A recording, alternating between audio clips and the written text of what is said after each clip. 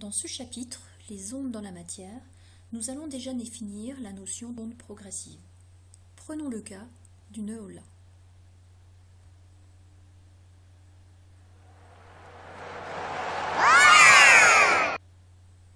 La perturbation est créée par le fait que les personnes se lèvent et tendent les bras. La perturbation se propage dans les tribunes, où se trouvent les spectateurs. C'est le principe de l'aula. Les personnes restent à leur place et retrouvent leur position initiale quand la perturbation est passée.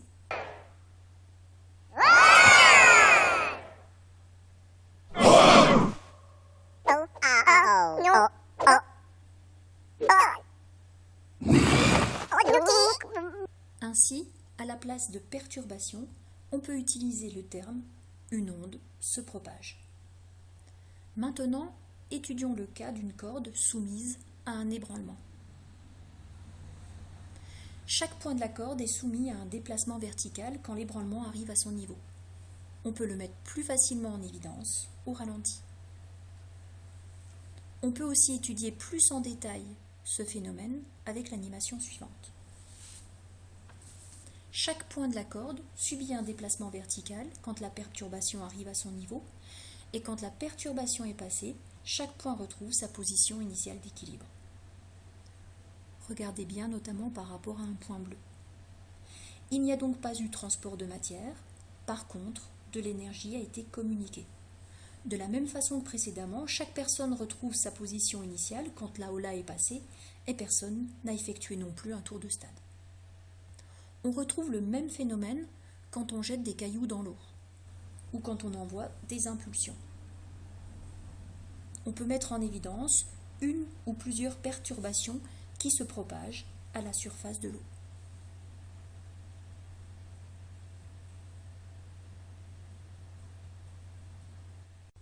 Avec l'animation suivante, on peut mettre en évidence la direction de propagation de l'onde qui est horizontale et le déplacement d'un point du milieu qui est vertical lorsque l'onde arrive à son niveau. On parle alors d'onde progressive transversale, la direction de propagation de l'onde étant perpendiculaire à la direction de déplacement. Dans le cas d'un ressort, cette fois-ci, la propagation de l'onde est toujours horizontale et le déplacement d'un point du milieu est horizontal lui aussi. On parle alors ici d'onde progressive longitudinale. Chaque point retrouve aussi sa position initiale quand l'onde est passée.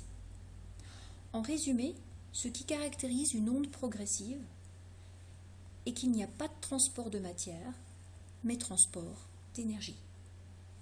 Si la perturbation ne se propage que suivant une unique direction, il s'agit alors d'une onde progressive à une dimension.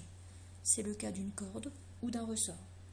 S'il y a deux directions de propagation, on parle alors d'onde progressive à deux dimensions, par exemple une onde à la surface de l'eau. Ce qu'on peut souligner aussi, c'est que la propagation des ondes n'est pas instantanée. Il est donc nécessaire de définir sa vitesse, ou plus précisément, la célérité d'une onde. On peut la déterminer par exemple en mesurant ce qu'on appelle le retard horaire, c'est-à-dire la durée nécessaire pour que l'onde parcourt la distance petit d qui sépare les deux points, ici la distance entre le bouchon rouge et le bouchon vert.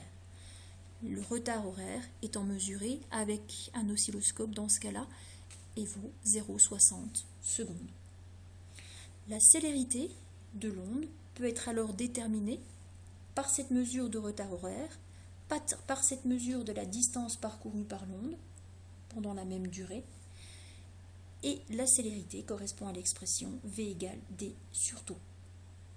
À noter que la célérité d'une onde dépend du milieu de propagation.